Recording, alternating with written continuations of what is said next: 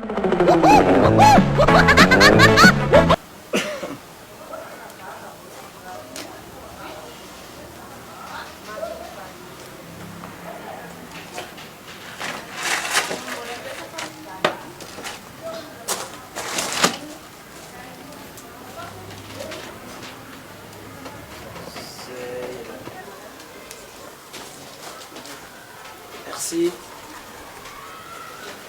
Merci. D'accord. Le garçon, moi je veux... vous avez des steaks cheval et du manioc? Yam ici. Ah ouais, steak cheval et du manioc. Steak c'est là. D'accord.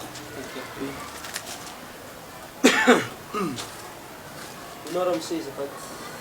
Je veux du steak cheval et du manioc. Steak cheval et du manioc.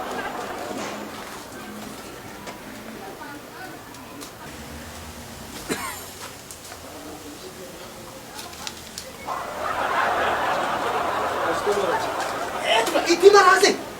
Steak cheval et du manioc zay? Tsy antody zala! Antody misy hena!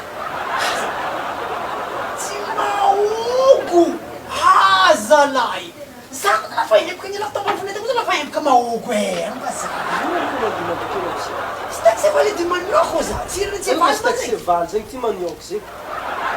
Ity raha misy steak cheval zegny sy hitanao io.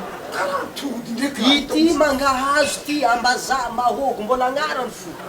Anao raha misy kofa andeha restaurant mba mianara. Anao ty keny mitandregny raha volagnin'olo tary fo.